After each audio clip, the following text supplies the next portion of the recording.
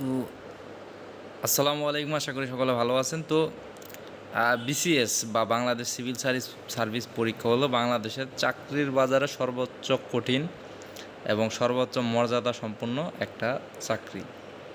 তো এইখানে পরীক্ষাটা দেওয়া মানে ক্যাডার হওয়া বিসিএস সকলের ড্রিম থাকে, বা এটা একটা সফলতার একটা ধারক বাহক হতে বলা যেতে পারে।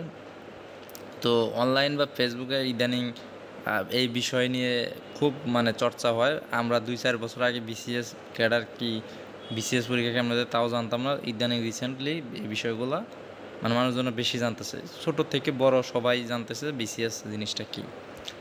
তো যাই হোক, অনলাইনে বিভিন্ন সময়ে বিভিন্ন ক্যাডার যারা হয়েছে সুপারিশপ্রাপ্ত, তাদের রেপুটেশন বা ব্যাকগ্রাউন্ড নিয়ে কিছু একটা বলা হয় যে সিজিপিএ কম, ন্যাশনাল ইউনিভার্সিটি, বা এমনকি দেখা যাচ্ছে যে রিসেন্ট কিছুদিন ধরে দেখতেছি যে ডিগ্রি পাস করে বিসিএস ক্যাডার হয়েছে। তো অনেকটা থাম্বনেইলে দেখা যাচ্ছে। তো আদৌ সেটা কি সত্য নাকি এটা ভুল প্রচারণা করা হচ্ছে, সেটা নিয়ে আমাদেরকে সতর্ক থাকতে হবে।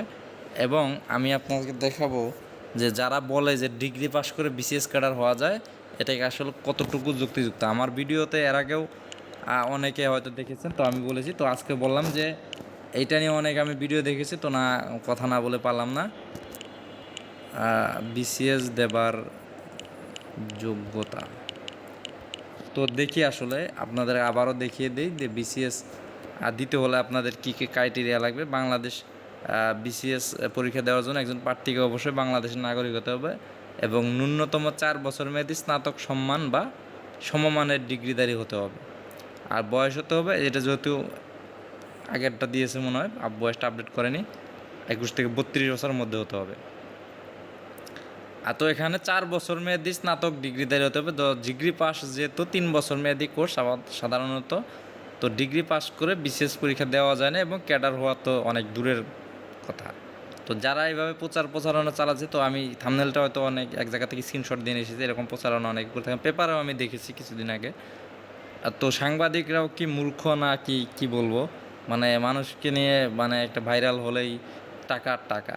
তো এই ধরনের বিষয় থেকে দূরে থাকতে হবে, কারণ যেটা সঠিক সত্য সেটাকে আপনাকে ধারণ করতে হবে, গ্রহণ করতে হবে এবং প্রচারণার ক্ষেত্রে সেটাই করতে হবে। তো বিসিএস পরীক্ষা দেওয়ার জন্য 4 বছর মেয়াদি আর ডিগ্রি আপনাকে এইচএসসি পাশের পর থাকতে হবে, অথবা 3 বছর মেয়াদি ডিগ্রিধারীদের ক্ষেত্রে মাস্টার্স যদি করেন, আপনি 2 বছর মেয়াদি মাস্টার্স করতে প্রথম পর্ব ফাইনাল 2 বছর তো এটা কোর্স।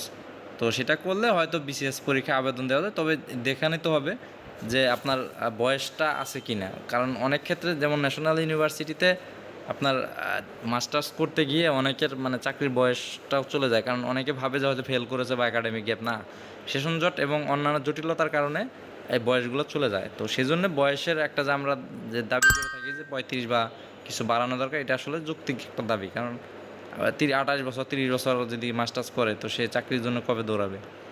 তো যাই হোক, ডিগ্রি পাস করে বিসিএস ক্যাডার হওয়া সম্ভব না, তবে মাস্টার্স করলে বা বয়স যদি থাকে, তো সেক্ষেত্রে চেষ্টা করা যেতে পারে।